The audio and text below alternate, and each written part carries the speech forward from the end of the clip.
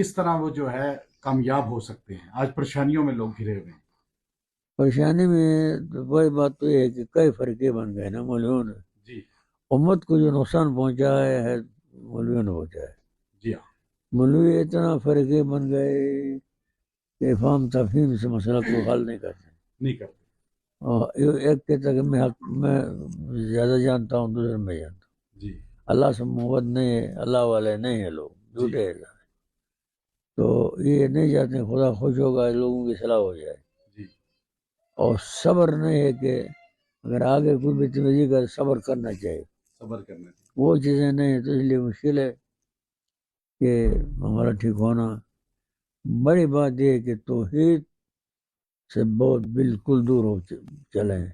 جی ہاں آپ کو معلوم ہے کہ ہر ایک نبی کا جو جھگڑا جو ہو گیا ہے کفاروں کے ساتھ، جی ہر ایک نبی تو جھگڑا، اصل جھگڑے کا مسئلہ توحید ہے توحید ہے.